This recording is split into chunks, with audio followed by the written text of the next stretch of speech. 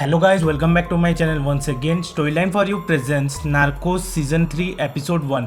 Guys इस season में हम लोग कोलंबिया के second powerful drug cartel the Cali cartel के राइज और डाउनफॉल को देखेंगे। ये वीडियो बहुत ही ज्यादा इंटरेस्टिंग होने वाली है, तो वीडियो को लास्ट तक जरूर देखना। और अगर आप इस चैनल पर नए हैं तो चैनल को सब्सक्राइब करके बेल आइकॉन को क्लिक करके ऑल पर कर दीजिए, जिससे आपको इस चैनल के लेटेस्ट वीडियोस की नोटिफिकेशन टाइम पर मिलती रहेंगी। गाइज अगर आपने नार्कोस सीजन 1 और सीजन 2 की एक्सप्लेनेशन नहीं देखी है तो मैं डिस्क्रिप्शन और आई बटन पर लिंक दे दूंगा, आप लोग वहां पर क्लिक करके एपिसोड वाइज डिटेल एक्सप्लेनेशन देख सकते हैं। नहीं तो आप लोगों को इस सीरीज की कहानी समझ में नहीं आएगी। एपिसोड 1 की स्टार्टिंग में हम लोग एजेंट पेनिया को देखते हैं, जिसको लॉस पेपर्स के साथ काम करने की वजह से कुछ वक्त तक सस्पेंड कर दिया गया था। वो अपने घर टेक्सास आया हुआ था, जहां वो अपने डैड के साथ एक वेडिंग पार्टी में गया होता है। वहां पर लोग दूल्हा दुल्हन से ज्यादा एजेंट पेनिया को इम्पोर्टेंस देते हैं, क्योंकि उसी की वजह से पाब्लो एस्कोबार खत्म हुआ था और लोग एजेंट पेनिया को एक हीरो मानते थे। पार्टी से वापस आते वक्त एजेंट पेनिया अपने डैड को बोलता है कि मुझे कोलंबिया वापस बुलाया है और इस बार मेरा टारगेट है कैली कार्टेल। पाब्लो एस्कोबार को खत्म करने में कैली कार्टेल मेरी दोस्त थी, पर इस बार उन्हें भगवान ही मुझसे बचाए। नेक्स्ट सीन में हम लोग कैली कार्टेल के लीडर गिलबर्टो रोड्रिगेज को देखते हैं, जो पाब्लो जिस जगह पर मारा गया था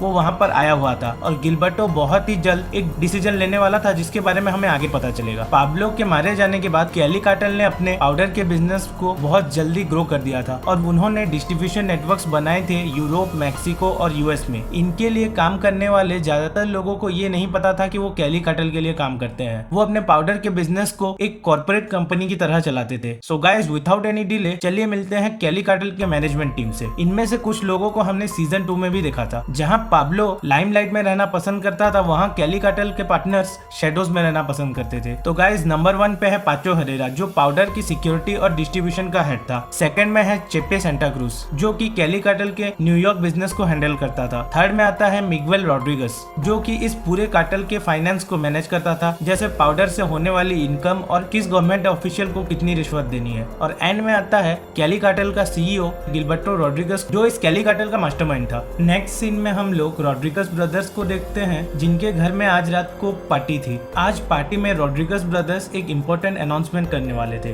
कैली कार्टेल के पार्टनर्स और उनके एसोसिएट सिर्फ इम्पोर्टेंट ओकेजन पर ही मिलते हैं। इस पार्टी में बहुत सारे पॉलिटिशियन और पुलिस वाले आने वाले थे। नेक्स्ट सीन में हम लोग कॉर्डोवा और ऑर्गे को देखते हैं, जो कैली कार्टेल के सिक्योरिटी इंचार्ज थे। वो अपने आदमियों को सिक्योरिटी इंस्ट्रक्शन दे रहे थे। गाइस ये जो ऑर्गे है वो इस पूरे सीजन का इम्पोर्टेंट कैरेक्टर है, तो आप लोग इसे याद रखना।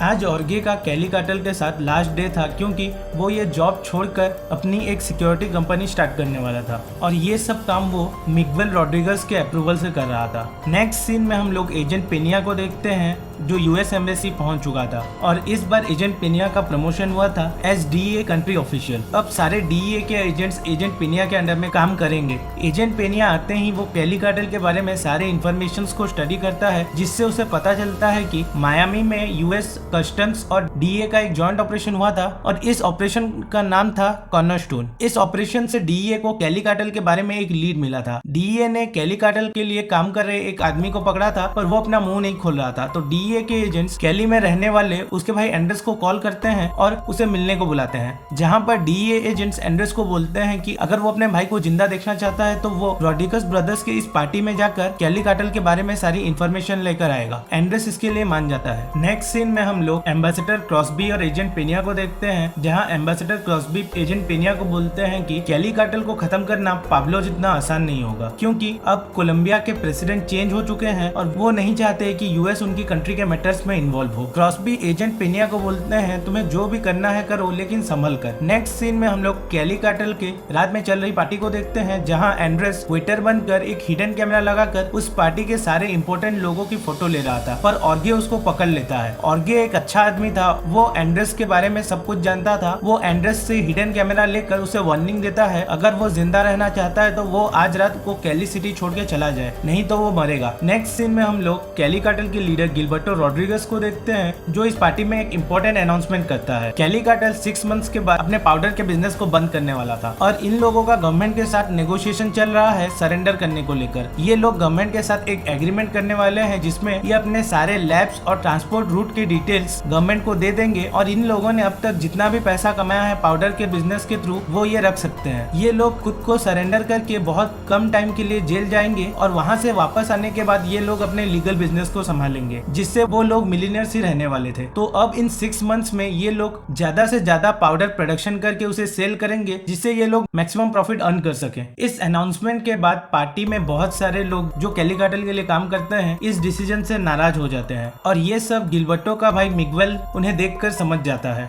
कि ये लोग आगे प्रॉब्लम क्रिएट करेंगे।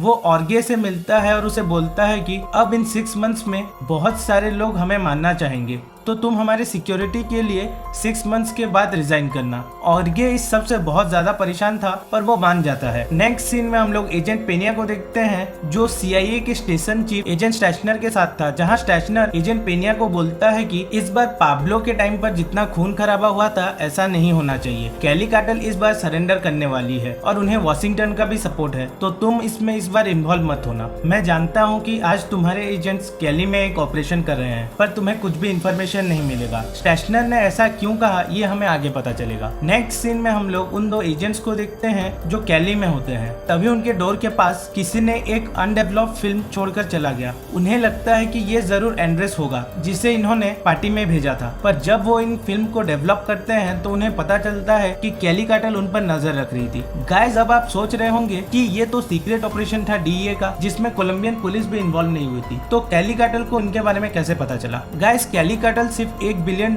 पूरे साल में रिश्वत बांटती है, जिससे पूरी शहर पर उनकी नजर होती है और कोई भी उनके तीसरी आंख से बच नहीं सकता। गाइस उनकी तीसरी आंख थी उनकी टेलीकॉम कंपनी जो पूरे कोलंबिया में फैली थी और उन्होंने ऑपरेटर्स को क्लियर इंस्ट्रक्शन दिए थे कि जो भी कॉल कैली कार्टेल के लिए इम्पोर्टेंट हो उसे रिकॉर्ड कर दे ताकि बाद में ये लोग उसे सुनकर एक्शन ले सके। जब DEA ने एंड्रेस को कॉल किया तब ये लोग कैली कार्टेल के नजर में आ गए और इसी की वजह से इनका ऑपरेशन फेल हुआ। नेक्स्ट सीन में हम लोग कैली कार्टेल के पार्टनर्स को देखते हैं जो अपने रिकॉर्ड किए हुए टेप्स को सुन रहे थे, जिससे उन्हें पता चलता है कि कैली कार्टेल के लिए काम करने वाले 4 लोग गिलबर्टो के इस सरेंडर करने के डिसीजन की वजह से बहुत ज्यादा गुस्सा हैं। तो गिलबर्टो अपने पार्टनर को कौन किससे मारेगा ये इंस्ट्रक्शन दे देता है। कैली कार्टेल के इन गद्दारों की लिस्ट में नॉर्थ वैली कार्टेल का सैलाजार भी होता है जिसके साथ पाचो की पर्सनली दुश्मनी होती है। तो मिगुएल सैलाजार को खत्म करने का काम पाचो को देता है। पाचो अपने आदमियों के साथ सैलाजार को बहुत मारता है और वो उसके हाथ पैर को 4 बाइक्स में बांध देता है और इन बाइक्स को वो दूसरे डायरेक्शन में ले जाता है, जिससे सैलाजार के बॉडी के टुकड़े हो जाते हैं और उसकी एक दर्दनाक मौत होती है। कैली कार्टेल के गद्दारों को मारने के बाद कैली कार्टेल के लोग इन डेड बॉडीज पर एक खास टाइप के वायर को बांध देते हैं और उन्हें